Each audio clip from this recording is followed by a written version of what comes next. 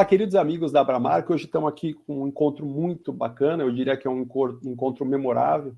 Eu estou nesse mercado desde 1995 e eu esperava todas as segundas-feiras, quando eu chegava na Young Rubicon, para aquele jornal chamado Meio Mensagem chegar para que eu pudesse me informar sobre as notícias do dia. Hoje a gente tem o privilégio de ter aqui o Marcelo Salles Gomes, presidente do Meio Mensagem, onde a gente vai bater um papo bacana. Ele vai contar bastante aí sobre o Caboré. Mas antes disso, eu tenho algumas perguntas que eu gostaria de fazer para ele, e aí eu já engato aqui a primeira, assim ele já aproveita e dá as boas-vindas e fala um pouquinho dele também, com a liberdade que ele quiser. Quando eu analisei o perfil dele para fazer esse papo aqui, eu vi lá, 27 anos, 6 meses, trabalhando Meio Mensagem no LinkedIn, de diretor de marketing a presidente. Então, quando eu somo 30 anos do Marcelo de casa, mais 45 Meio Mensagem, eu gostaria muito que ele explicasse para a gente o que é o Meio Mensagem hoje. Bom, Fábio, obrigado primeiro pelo convite, é um prazer estar aqui com vocês, com todo mundo. Realmente já tem uma história, né? Já os cabelos brancos aqui já estão crescendo, muitos anos de Meio Mensagem, foi uma trajetória muito bacana, assim, de ter a oportunidade de estar aqui, né? O Meio Mensagem foi fundado pelo meu pai em 1978, a primeira edição, então a gente completou 45 nesse ano de 2023. Eu estou no Meio Mensagem desde 96 e entrei um pouco porque era aquele momento da internet, a internet surgindo aqui. Eu tinha feito um curso, um MBA nos Estados Unidos e tinha tido contato com a internet lá, né, porque ela começou dentro das universidades lá nos Estados Unidos. Eu tive contato com a internet e comecei a ver o impacto que isso teria na indústria da mídia, da comunicação como um todo. Não era a minha ideia inicialmente, quando eu fui estudar lá fora, trabalhar no Meio Mensagem logo que eu voltasse. A ideia era ter uma experiência fora, até para depois trazer toda essa bagagem, eventualmente, no futuro, para o Meio Mensagem. Mas calhou de ser um momento, né, de uma pivotagem muito grande na indústria, né, com a internet entrando, e eu achava que era uma oportunidade de realmente trazer alguma coisa nova para o Meio Mensagem, com o que eu tinha aprendido, estudado, e de ser uma coisa nova que me interessava profissionalmente estar envolvido. E foi sensacional poder participar disso, acompanhar, né, as primeiras agências digitais, os primeiros veículos, portais, enfim, toda essa história do que foi a internet nesses últimos 30 anos aí. Então foi muito bacana. E o desafio enorme, acho que de todas as empresas de mídia, de fazer essa transição, né? Muitas não conseguiram. Graças a Deus o Meio Mensagem hoje está muito forte, tem uma presença, acho que é um desafio um pouco menos difícil, sempre difícil, mas menos difícil para uma publicação B2B do que para publicações para os publishers B2C, né? Porque aí a competição, né, com a internet aberta assim, é muito grande. No B2B a gente ainda tem um pouco mais de proteção, né, algumas coisas assim, porque não tem tanto material com a qualidade que a gente consegue produzir. Então, mas é um desafio sempre grande de monetização, de audiência, né? A gente era um veículo de mídia impressa, né? A gente aprender né, a fazer áudio, vídeo, né? Aprender a ter uma comunicação mais de duas vias, né? Engajar a audiência, trabalhar com dados. Então foram vários desafios ao longo dessa jornada para que o Meio Mensagem ocupe a posição que ele ocupa hoje, né? A gente sempre teve eventos, então isso ajudou bastante. Hoje eventos é uma plataforma importante para os publishers B2B no mundo inteiro, de monetização, de conexão com a audiência, né? Hoje a gente assina o Meio Mensagem, ele informa, inspira e conecta. Então tem esses três pilares aí da gente estar sempre trabalhando, e conexão, eventos é uma também super importante para o Meio Mensagem, de ser realmente um hub importante dentro do mercado, e aí conseguir monetizar e pagar a produção de conteúdo, que é o que sustenta a marca como um todo, e que acaba sustentando, né, para a gente chegar no Caboré, a credibilidade que dá para a gente poder fazer um prêmio como o Caboré e ele ter o respeito que tem do mercado, né? É um prêmio jovem, diríamos assim, brincadeira, é um prêmio aí que já está há muito tempo no mercado.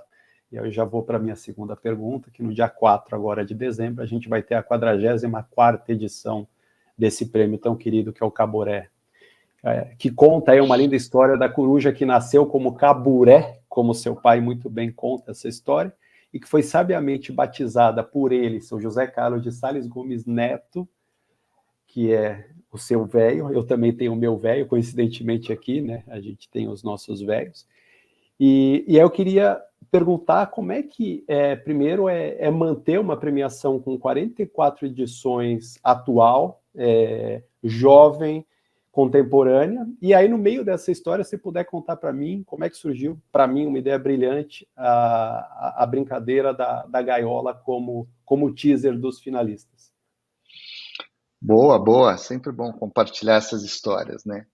O nome Caboré veio do... Meu pai tinha ideia de fazer um prêmio, né? Então, a primeira edição do Caboré já foi em 1980, então ele começou em abril de 78, já em 80, né, com 2 anos, ele falou, putz, não dá para uma publicação B2B que cobre uma indústria, é natural que ela acaba tendo uma premiação para mostrar para o mercado o que ela entende que são os principais players, né, os profissionais de destaque do ano, né, as empresas de destaque do ano, né, acaba sendo uma coisa meio natural, várias publicações têm isso.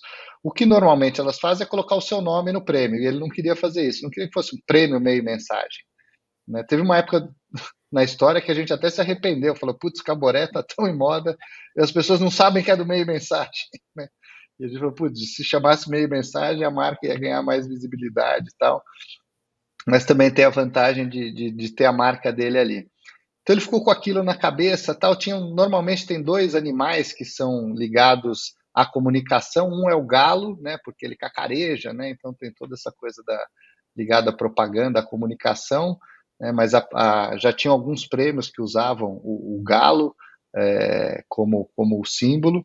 E outra é a coruja, porque também tem a história da coruja, ela também se comunica muito dentro da floresta, tem aquela coisa do pescoço, que ela está sempre acompanhando tudo que acontece em volta dela. Então, são 2 animais que são muito utilizados.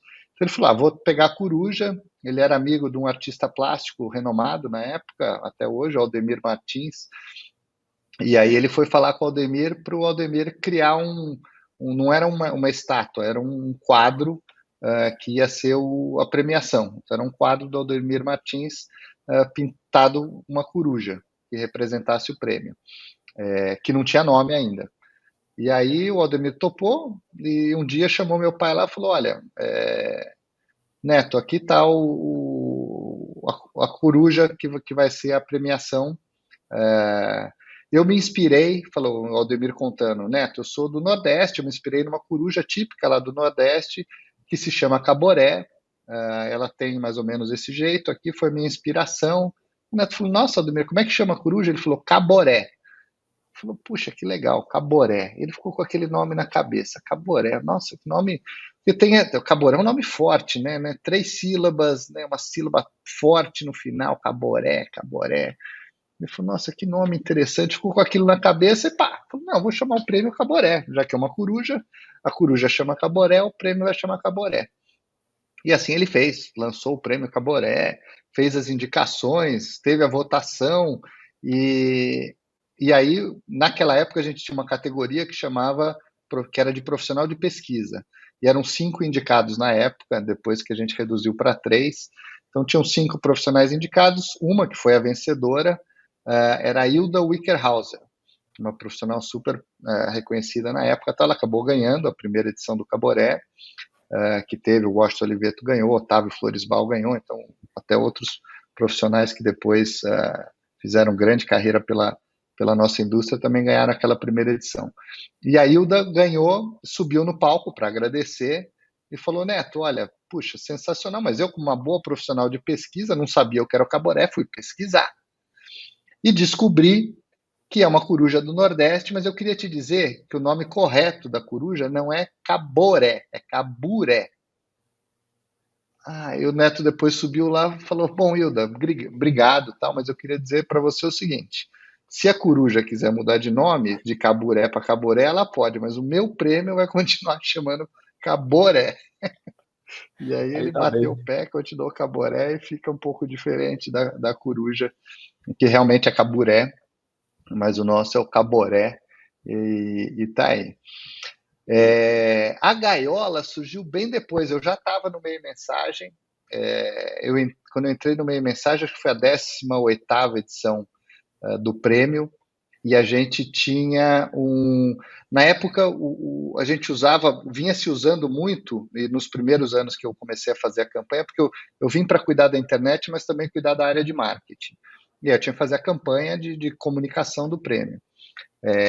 E a gente usava muito, uma das últimas campanhas, quando eu entrei, era uma campanha sensacional, lindíssima, dá para ver no acervo do Meio Mensagem, de 18 anos do Caboré, mas a gente usava muito, se apoiava no prestígio dos indicados ao prêmio, dos vencedores do prêmio, para pegar esse prestígio e trazer para o Caboré.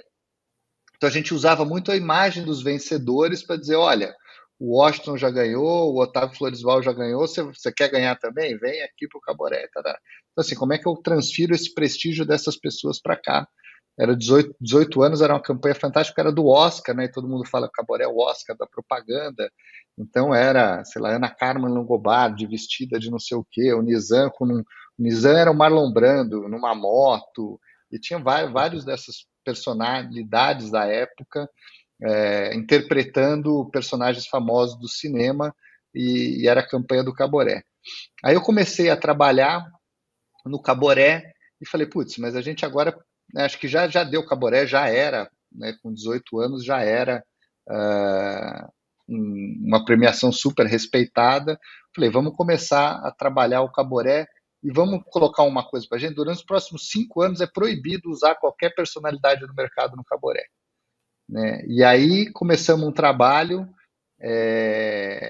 e veio, né, com a agência nossa, a gente começou a criar, e veio uma primeira campanha de Caboré, que é uma das mais incríveis que eu acho, que pegava e colocava o Caboré em... a temática era entre para a história, né? Ganhando o Caboré você entra para a história. E aí, até porque o desafio era assim, como é que eu torno a coruja, o troféu da coruja, que nessa época já era uma estatueta, né, feita por outra artista plástica, que é a Regina Taide, que até hoje faz a coruja.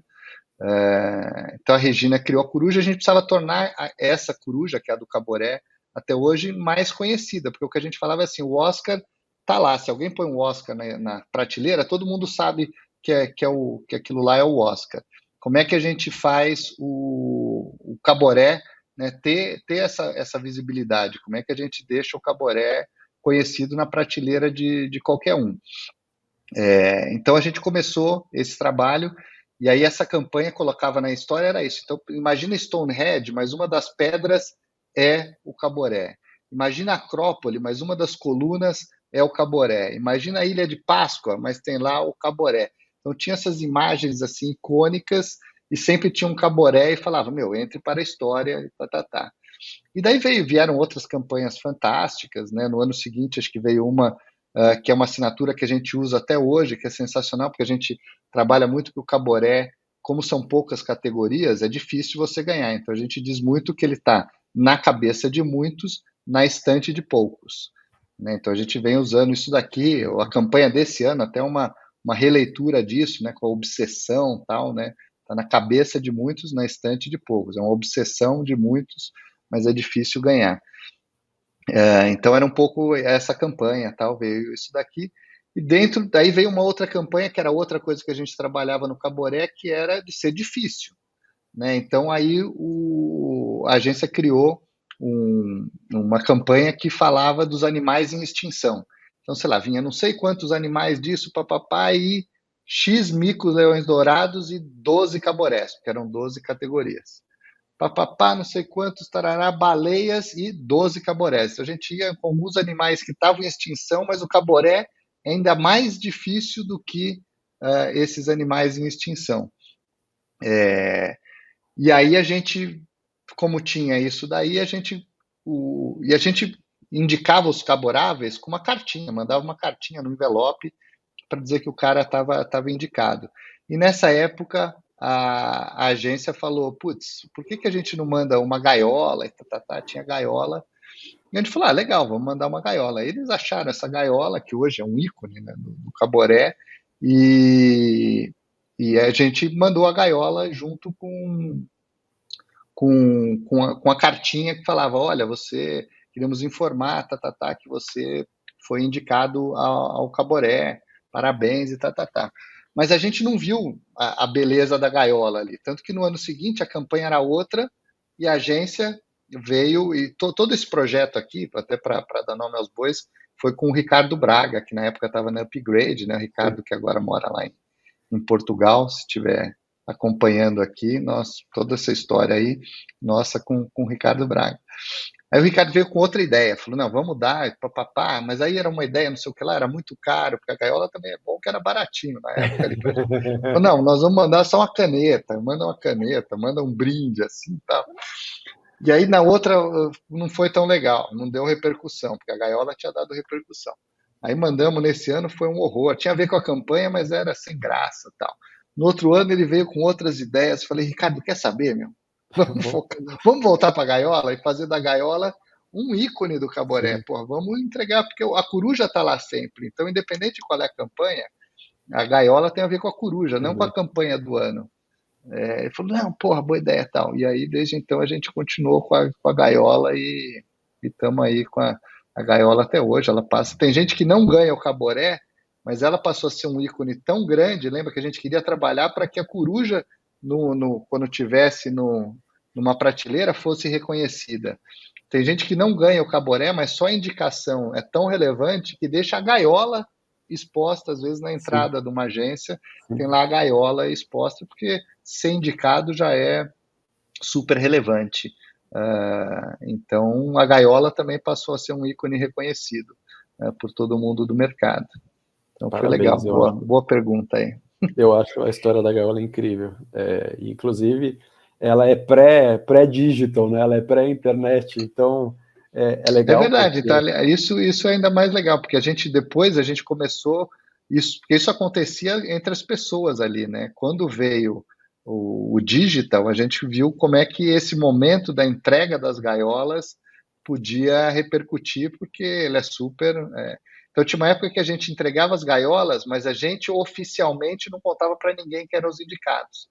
A gente deixava as próprias pessoas começarem a descobrir aonde tinha sido entregue a gaiola.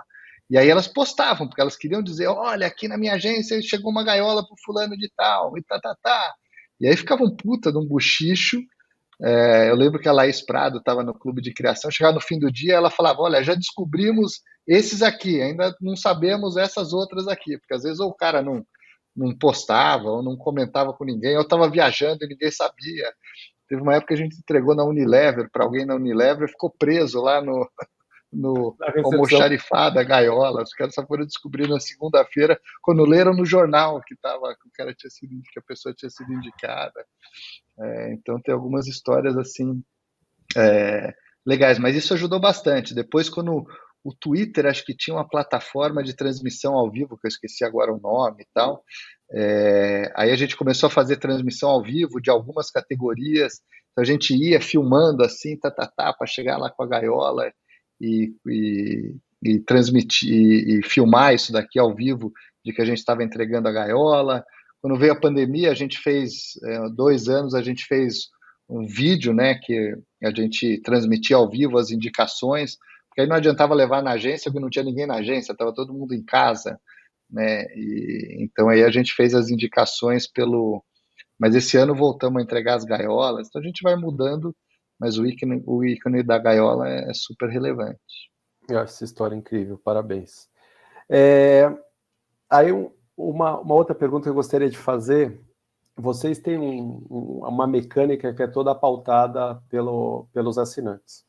Então, o Caboré, são votações pelos assinantes, que depois são consolidadas naturalmente, e isso tem uma auditoria, e no final é que se revela, né? E aí uma percepção minha, e aí é mais curiosidade mesmo, que é o que eu vejo que é o desafio hoje de você manter os assinantes, seja do que quer que seja, ativos, né? Uma coisa é ele ser um assinante, outra coisa é ele ser ativo. E eu queria saber se vocês têm sentido eventualmente essa dificuldade e se vocês têm feito alguma coisa específica para estimulá-los a votarem.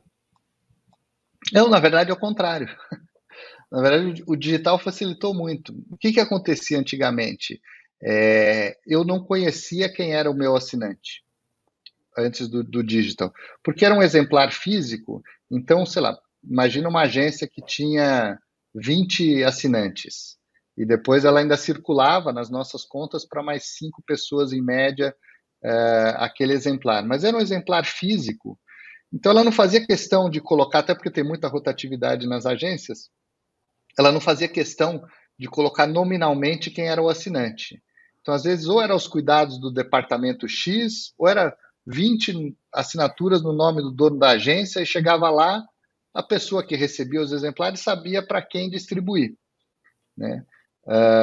Com o digital, na verdade, o nosso trabalho facilitou, porque hoje eu tenho o MMID, então a pessoa, para ela ter acesso a muitas coisas do digital, ela precisa nominar, não adianta ter 20 assinaturas no nome do Fábio, entendeu? Tem que ter assinatura no nome de 20 pessoas diferentes, cada uma com seu e-mail, para 20 pessoas terem acesso àquilo lá. Não dá para o Fábio compartilhar com 20 pessoas o e-mail, o seu próprio e-mail, entendeu? Então, na verdade, ficou mais fácil até agora, porque agora eu conheço todo mundo. Quando isso acontece, eu tenho lá o nome nas assinaturas corporativas que a gente faz hoje em dia. Antigamente era assim, uma venda em lote que eu fazia de assinatura. O cara comprava 20 e eu entregava lá. Né? Hoje, o meu assinante ele tem acesso a uma plataforma. Então, nas assinaturas corporativas que a gente tem, o gestor dentro da empresa ele tem acesso a um admin em que ele pode ficar excluindo e incluindo gente. Então, quando tem essa dança das cadeiras ali, ele vai lá e exclui o Marcelo, inclui o Fábio, entendeu? Aí o Fábio passa a ser um assinante do Meio Mensagem, ele cria lá o ID dele, se ele já tiver, a gente só faz a associação e você passa a ter acesso a tudo que o assinante do Meio Mensagem tem direito. E ficou mais fácil, então, para a gente engajar as pessoas, né? Porque antigamente eu fazia isso através de anúncio do Meio Mensagem, eu mandava uma carta que era para a pessoa votar. Hoje em dia eu tenho contato, eu tenho o e-mail, muitas vezes eu tenho o celular e autorização para entrar em contato com essas pessoas. E aí a gente consegue fazer uma ativação mais dirigida para cada assinante. Isso também facilitou hoje. Antigamente era uma assinatura, um voto. Hoje é uma assinatura, um CPF, um voto. Então não adianta se o Fábio tem 5 assinaturas no nome dele, antigamente eram 5 votos, agora é um voto só. Entendeu? Se a Madia quiser ter 5 votos, a gente precisa ter 5 pessoas, 5 CPFs diferentes, né? Cada um como owner de uma assinatura. Aí sim, se você tiver 5 CPFs diferentes com 5 assinaturas, você vai ter 5 votos. Então, isso também, né, democratiza um pouco, assim, não tem uma pessoa que é dona de 20 votos, entendeu? Pode ser dentro da mesma agência, eles podem até combinar, mas no final das contas é aquilo, a hora que você está na urna, você vota em quem você quer. Você pode até Sim. dizer que você recebeu o santinho, que você combinou e não sei das quantas, mas quando você senta na urna, você vota em quem você quiser e eu não digo em quem você votou. Eu Então, votei hoje, eu não vou contar hipótese alguma em quem. Muito bom, legal, porque acho que até porque isso dá ainda mais credibilidade para o prêmio. Enfim, é bom saber disso. Aí, aproveitando, a gente vem vivendo aí nos últimos anos no nosso mercado um avanço grande aí das EdTechs, das MarTechs, especialmente nesse ano da inteligência artificial, que trouxe um impacto diferente. E eu queria saber de vocês como é que vocês têm olhado para isso e considerado isso na premiação. a gente sempre tenta, de alguma forma, quando a gente vai fazer a lista dos indicados, então, para o pessoal saber, a gente tem 2 processos um pouco que correm em paralelo quando a gente vai definir os indicados. Né? De um lado, a gente tem o nosso time editorial, né, que ao longo do ano está conversando com muita gente, conhece muita gente, entrevista muita gente. Então, eles começam a entender pessoas, estão acompanhando histórias, eles começam a entender pessoas e empresas que estão se destacando naquele ano. Então tem todo esse trabalho editorial de se fazer uma lista editorial. Para a gente tentar ampliar e não deixar realmente ninguém de fora de consideração, a gente também tem um grupo, que hoje é o Círculo Liderança, que é um grupo de assinantes do Meio Mensagem, dentro dessas assinaturas corporativas, que 20% do pacote você pode indicar os assinantes, então são normalmente os líderes dessas empresas, como parte do Círculo Liderança, e aí a gente convida essas pessoas a fazerem suas indicações também para a gente. Não é uma matemática pura, até porque também tem muita gente que combina, vamos indicar o fulano, o beltrano e tal, mas como a gente consegue ver quem fez as indicações, às vezes a gente abre ali, fala, nossa, isso aqui teve muita indicação, vamos ver quem indicou a pessoa, aí você abre, fala, não, é todo mundo da mesma agência, eles só combinaram de indicar essa pessoa, mas na verdade, ok, combinaram, legal, mas tem uma força, mas não é uma força como se fossem muitas pessoas vindas de campos diferentes indicando aquela pessoa. Então a gente escuta também, mas ele serve muito para a gente não esquecer de considerar ninguém. Então, não é porque está na lista que vai ser indicado, mas certamente se tiver destaque vindo do mercado, os nossos jornalistas vão investigar um pouco mais. Pô, não estávamos olhando para isso. Por que o mercado acha que essa pessoa, essa empresa merecem a indicação? Vamos atrás, vamos investigar. Então a gente começa esse trabalho com um tempo para ter essas indas e vindas, a lista de Caboré, a gente conversa aqui internamente, confidencial na hora que a gente vai fazendo isso, mas é um confidencial também que se vazar, a gente muda tanto a lista, tem tanto nome que entra, sai, volta e resgata, que se pegar uma lista do meio lá, você vai falar, nossa, isso aqui foi indicado, isso aqui não estava, isso aqui estava. Então, isso vai mudando muito porque a gente vai conversando, vai ouvindo, testa, vamos investigar mais essa pessoa, e aí tem que ser uma investigação meio na tangente, assim, sem deixar claro que a gente está... Até porque o LinkedIn veda. Para poder... Exato. Então a gente tem todo esse processo de indicação. E aí, chegando na sua pergunta, do digital, da inteligência artificial, é óbvio que os principais temas, os temas que são relevantes, quentes naquele ano, vão estar, de alguma forma, nas discussões, nas pautas, porque é o que aconteceu editorialmente durante o ano, em quem se destacou, quem não se destacou. Então, de uma certa forma, os temas principais de cada ano acabam sendo incorporados nas indicações, porque a gente está destacando lá as empresas de destaque no ano. Se esse tema é de destaque, provavelmente essas empresas tiveram destaque no que está acontecendo de relevante, os profissionais idem. É muito difícil, a gente sempre trabalha muito no Caboré com essa coisa de tentar ser uma coisa exclusiva, tá lá na cabeça de muitos, na estante de poucos. Porque o que a gente entende? Um prêmio, ele tem um equity X. Se eu dividir ele em 10, vai tanto para cada um. Se eu dividir em 100, entendeu? Vai muito menos para cada um, porque aquele equity do prêmio é único. Então, quanto menos você divide, mais relevante é para todo mundo que ganha. Então, a gente tenta não criar muitas categorias e entrar na modinha do ano, porque a gente sabe que modinhas passam. Então, se fosse no ano passado, a gente ia colocar aqui o prêmio do metaverso. Esse ano o metaverso já foi para o espaço, veio a inteligência artificial, daqui a pouco morre essa, veio... Então, tem muitos temas de modinha. A gente gosta de ter categorias que são mais... que tenham muitos candidatos potenciais a ganhar aquilo lá, para não ficar uma categoria que todo ano ganha, são indicados os profissionais e fica uma rodinha de quem ganha e quem perde.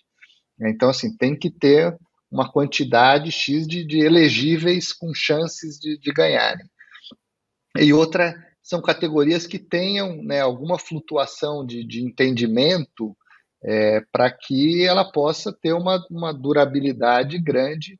A gente já matou categorias, eu mesmo falei da profissional de pesquisa aqui, teve uma hora que a gente achou que não era mais relevante, a gente, sei lá, tinha categoria de profissional de produção, uma época a gente achou que a gente premiava produtora e profissional de produção, era muito, muito parecido, a mesma coisa, porque o profissional era muito identificado com a produtora, a gente achou que não fazia sentido ter os dois, acabou com o profissional de produção, deixou só a produtora. Então, às vezes, a gente vai... a gente é profissional, veículo de comunicação, teve uma época que a gente dividiu em dois, ficou veículo, mídia impressa, eletrônica, depois virou plataforma e produtor de conteúdo. A gente foi ajeitando. Às vezes a gente rebatiza para pegar uma nomenclatura mais atual. Então, o nosso profissional de planejamento hoje é de estratégia, o de atendimento é atendimento e negócios. Então, a gente às vezes também vai ajustando alguma nomenclatura.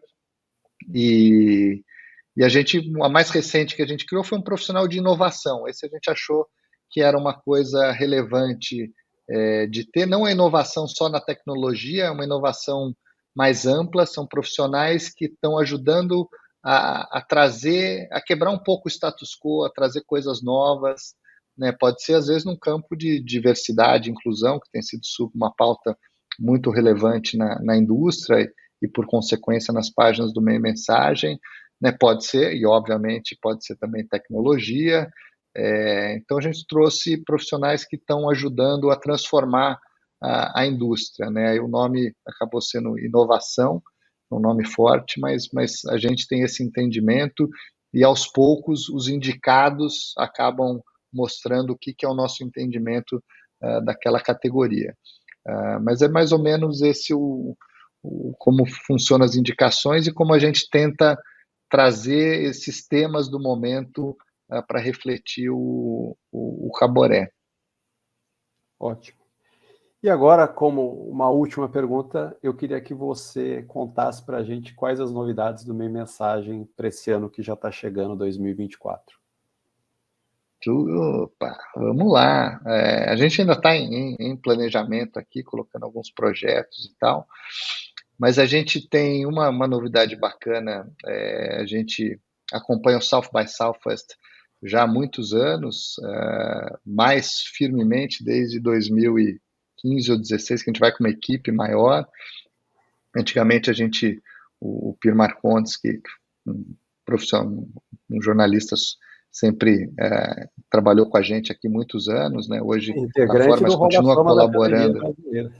Também, merecidíssimo. E que está super próximo da gente, sempre teve e continua colaborando aqui bastante. Ele já ia, o Pira, acho que já vai uns 11, 12 anos para lá, e sempre trazia essa colaboração para o Meio Mensagem. Então a gente acompanha muito e o pessoal sempre cutucava, putz, mas eu vou para lá, né? Aquele monte de conteúdo, né? Aquele FOMO total ali, como é que a gente fica lá, tal? Por que o Meio Mensagem não me ajuda, não monta um grupo para a gente ir para lá, tal? E a gente resolveu, o ano que vem a gente vai fazer um primeiro grupo ainda experimental assim, mas já, né? Vai ser muito bacana. Então a gente vai ter um grupo de CMOs convidados, um grupo pequeno ainda para ir para Austin, junto com o Meio Mensagem. Então, contando com a curadoria do Meio Mensagem, né, esses grupos seletos que a gente acaba conseguindo montar, então vão ter discussões, encontros desse grupo antes, durante e depois do evento. Então, a gente vão ter uma discussão certamente de altíssimo nível, pela qualidade desses profissionais que a gente está convidando. Então, essa é uma das novidades, a gente vai ter isso. A gente tem feito, isso está dentro de um projeto nosso que a gente chama de 100 dias de inovação. Então, a gente tem já alguns anos que a gente vem, né, nesses 100 primeiros dias do ano, tem alguns eventos bem relevantes e um pouco distintos que acontecem, que a gente cobre. Então, a gente chama de 100 dias de inovação, né, começar o ano olhando para o novo, abrindo a mente. Então, a gente vai em janeiro para a NRF, em Nova York, né, que cobre, né, de varejo, né, o retail. Em fevereiro, a gente vai para o Mobile Congress em Barcelona e depois, em março, para o South by Southwest. Então, são 3 coberturas desse projeto de 100 dias de inovação e que agora conta com esse grupo, com a curadoria do Meio Mensagem, com as discussões que a gente vai ter dentro desse grupo e tá todo mundo junto lá em Austin. Vai ser uma das novidades. A outra, a gente começa daquele grupo que eu contei um pouco do Círculo Liderança, a gente vai ter alguns eventos, porque hoje a gente tem eventos de conteúdo que são abertos, né? Os assinantes têm, eventualmente, já dentro de um pacote, já tem ingressos, ou ele tem desconto para comprar ingressos, mas são eventos abertos, né? Como o Proxima, o Maximedia. A gente vai ter alguns eventos que vão ser fechados exclusivamente para profissionais que estão nesse círculo liderança. Então, é a gente atuando um pouco dentro daquele pilar nosso de conexão, né? Como é que a gente conecta esses líderes da indústria dentro de um evento que vai acontecer pelo menos 4 no ano que vem, né? Em cada trimestre a gente ter algum. A gente vai fazer no Blue Note junto com o Calainho, e o evento chama Blue Connections, então a gente vai ter pelo menos 4 eventos dentro desse guarda-chuva de Blue Connections acontecendo no ano que vem, um evento exclusivo para membros do Círculo Liderança, então a gente não vai vender convites, mas vai ser uma oportunidade desses líderes da indústria se encontrarem para discutirem, a gente levar um conteúdo relevante e todo mundo se conectar e discutir temas relevantes no mercado. Então, essa é outra novidade, acho que importante para o ano que vem. Por enquanto é isso daí. Legal. Deixa eu só fazer um parênteses aqui. Calainho, outro integrante do nosso Hall da Fama, querido amigo. Marcelo, eu queria agradecer muito a sua participação aqui hoje. Queria, enfim, desejar todo sucesso para vocês, especialmente para o Caboré agora dia 4 de dezembro, que seja um sucesso, mais um ano de rebuliço. Eu lembro quando eu trabalhava em agência, a luta que era pelos ingressos. Então é isso, espero que seja o primeiro de muitos papos que a gente possa ter aí para o nosso pessoal aqui, que seguramente lê, é fã e gosta muito de tudo que o Meio Mensagem faz. E é isso. Forte abraço para você, obrigado por você ter ficado aqui com a gente nesse bate-papo.